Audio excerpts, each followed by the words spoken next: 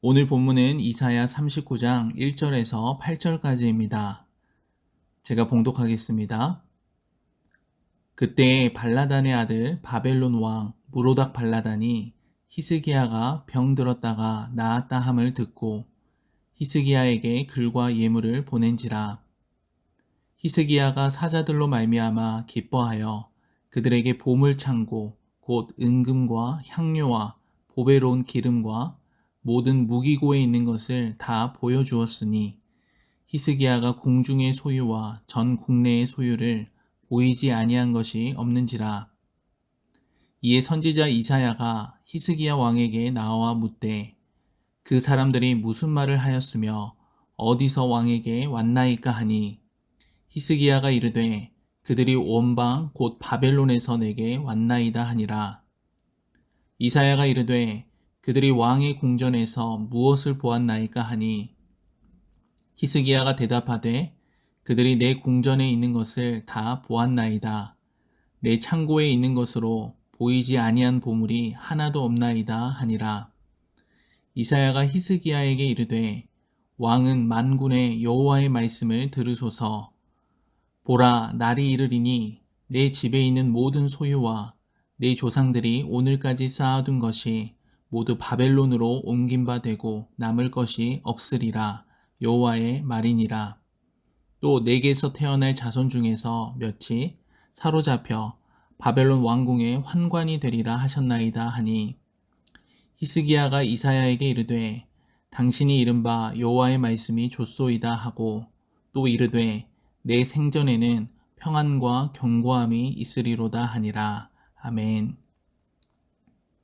히스기야는 38장에서 하나님의 말씀대로 죽을 병에서 치유받고 15년의 생명을 보장받는 놀라운 은혜를 입었습니다. 그리고 해식의 해 그림자가 10도 뒤로 물러나는 초자연적인 기적도 경험했습니다.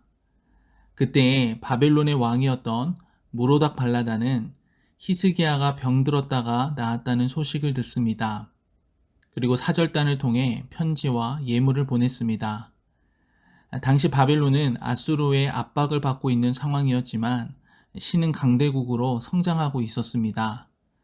이 바벨론 왕의 사절단 파견은 히스기야의 회복을 축하하는 의미도 있었지만 진짜 목적은 정치적 이유였습니다.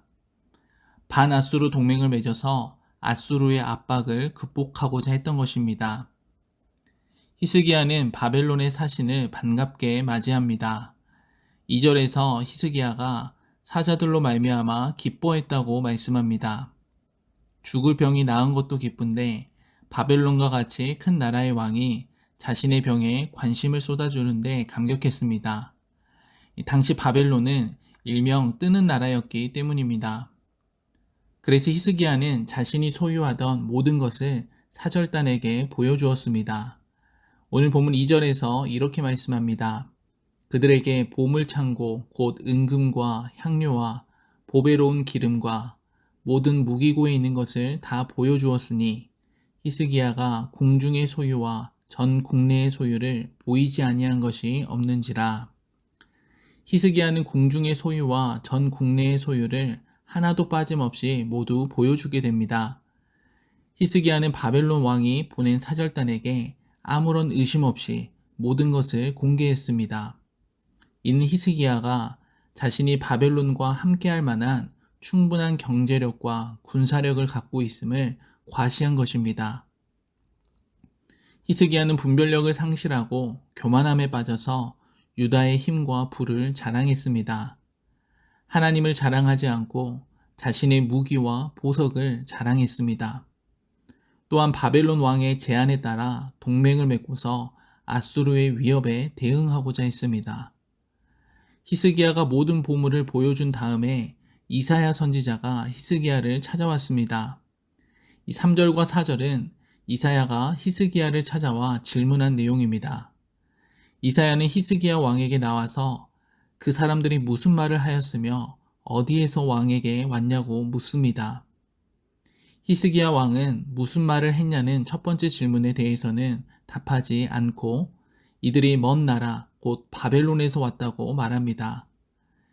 사실 이사야는 히스기야에게 질문함으로써 스스로 문제를 되돌아볼 수 있는 기회를 준 것입니다.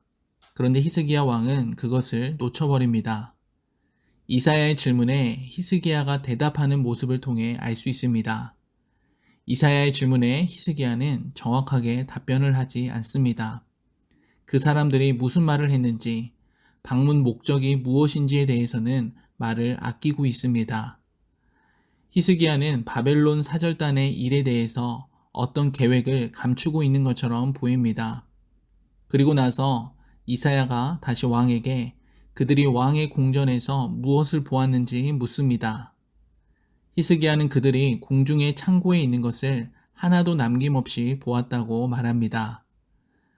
이사야는 히스기야의 답변을 들은 후 5절부터 7절까지 하나님의 심판을 선언합니다.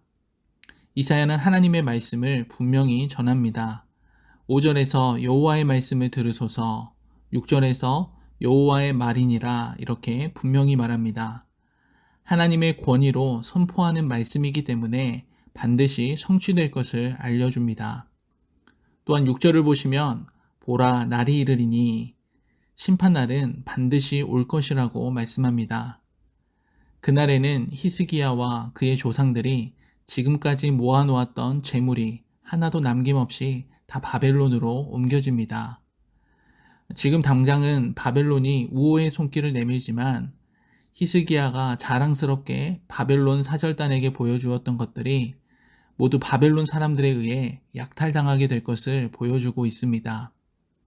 히스기야가 보여줬던 정보들이 나중에 바벨론이 남유다를 침략할 때 가장 좋은 정보가 되었을 것입니다.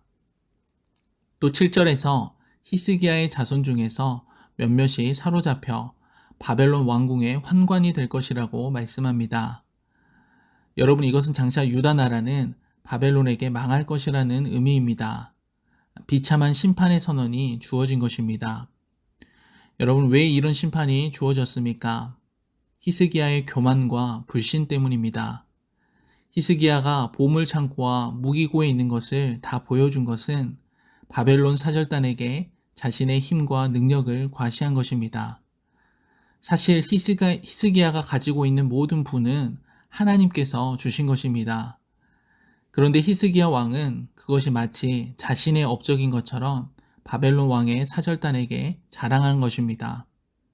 자신의 경제력과 군사력을 보여주면서 하나님의 영광을 드러내기보다는 자신이 믿을 만한 존재라는 사실을 보여주고 싶었던 것입니다.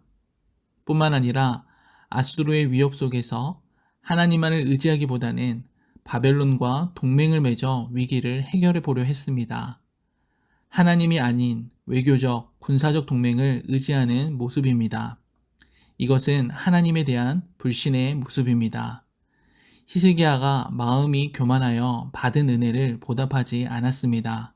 그래서 하나님의 진노가 유다와 예루살렘에게 내려지게 된 것입니다. 히스기야는 아수르를 물리치는 과정과 불치병이 낫는 과정에서 하나님의 은혜와 능력을 경험했습니다. 그럼에도 불구하고 전혀 기억하지 못합니다. 세상과 타협하고 세상을 의지하는 어리석은 모습을 보여줍니다. 결국 이 히스기야의 교만과 불신으로 인해서 하나님의 심판 선언을 받은 것입니다. 여러분, 성도는 오직 하나님을 의지하고 겸손히 하나님과 견고한 동맹을 맺어야 합니다. 늘 근신하고 깨어 있어야 합니다. 나를 자랑하고 드러내는 교만한 모습을 늘 점검하고 하나님의 영광을 드러내며 자랑할 수 있어야 합니다. 우리는 히스기야의 실수를 기억하면서 늘 깨어 겸손히 하나님께 나아가는 저와 여러분이 되시기를 간절히 소원합니다. 이어서 심판 선언에 대한 히스기야의 답변이 8절에 나옵니다. 8절 말씀을 제가 읽겠습니다. 히스기야가 이사야에게 이르되 당신이 이른 바 여호와의 말씀이 좋소이다 하고 또 이르되 내 생전에는 평안과 견고함이 있으리로다 하니라. 히스기야는 먼저 이사야를 통해 주어진 하나님의 심판에 긍정적으로 동의합니다. 여호와의 심판 선포를 선하신 결정으로 인정합니다. 하나님의 말씀을 순순히 받아들인 것입니다. 그 이유는 일단 자기 당대에는 괜찮을 것이라는 안도에서였습니다. 그런데 8절 하반절에 내 생전에는 평안과 견고함이 있으리로다. 이 부분의 이해가 쉽지 않습니다. 크게 두 가지 해석이 있습니다. 하나는 히스기야의 이기주의적이고 무책임한 태도를 보여준다고 해석합니다. 하나님의 심판 선언 앞에서 후세대가 망해도 크게 신경 쓰지 않는 모습이기 때문입니다. 자기가 살아있는 동안만이라도 평안과 견고함이 계속되면 다행이라고 생각을 했습니다. 자신의 자녀들이나 후손들에게는 관심을 가지지 않는 모습입니다. 또 다른 하나의 해석은 히스기야의 답변을 긍정적인 시각으로 보는 것입니다. 하나님의 심판을 인정하고 자기 한계와 자기 잘못을 받아들이는 모습으로 해석을 합니다. 히스기야는 자신의 불순종이 초래한 심판 결정이기 때문에 더 이상 되돌릴 수 없음을 알고 그대로 받아들였다고 봅니다. 그리고 자기 죽음 이후의 일까지 통제하려 들지 않았습니다. 그 대신 당장 받아 마땅한 심판을 연기해 주신 것에 감사했습니다. 잠시 동안이라도 유다가 평안하고 안전할 것이라는 사실에 위안을 얻습니다. 이 두 해석 다 일리가 있습니다. 분명한 것은 히스기야의 한계입니다. 히스기야는 하나님의 은혜와 능력을 체험했지만 이후에 교만과 불신의 모습이 있었습니다. 자신의 힘과 자신의 능력을 과시했습니다. 하나님보다도 세상과 타협하고 세상의 방법을 의지했습니다. 그 결과 하나님의 심판 선언을 받았습니다. 우리 역시 많은 한계와 실패를 가지고 있습니다. 무엇보다 하나님 앞에 겸손하고 늘 깨어있는 영광의 모든 성도님들이 되시기를 바랍니다. 실수하고 넘어질 때마다 예수 그리스도의 보혈을 의지해서 하나님께로 돌이킬 수 있기를 원합니다. 또한 우리의 영적인 시야를 자녀들과 다음 세대의 삶에도 둘 수 있어야겠습니다. 우리의 자녀들과 후손들이 하나님을 경외하는 신앙을 갖고 살아가도록 기도하며 말씀을 먹이는 일에 아름답게 드려지시기를 간절히 소원합니다. 기도하겠습니다. 하나님 아버지, 히스기야의 교만과 불신의 모습 때문에 심판이 선언되는 내용을 보았습니다. 하나님의 은혜와 능력을 경험했음에도 세상과 타협하고 세상을 의지하는 어리석은 모습이 우리에게 나타나지 않기를 원합니다. 그런즉 선줄로 생각하는 자는 넘어질까 조심하라는 말씀을 기억하게 하시고 늘 깨어 겸손히 하나님만 의지하는 우리 모두가 되게 하여 주시옵소서. 우리의 말과 행실을 통해 오직 하나님의 영광을 드러내고 하나님의 이름이 높여지게 하옵소서. 영광의 모든 성도들 오늘 하루도 주의 말씀 의지하여 은혜 가운데 붙들리게 하시고 코로나 상황 또한 조속히 해결될 수 있도록 긍휼을 베풀어 주시옵소서. 육체적으로 경제적으로 영적으로 곤고한 성도들 하나님 위로하여 주시고 참된 회복을 허락하여 주시옵소서. 오늘 하루도 모든 성도들 삶의 현장에서 지켜주시고 믿음으로 승리하는 복된 하루가 되게 하여 주시옵소서. 이 모든 말씀 우리 주 예수 그리스도의 이름으로 기도드리옵나이다. 아멘.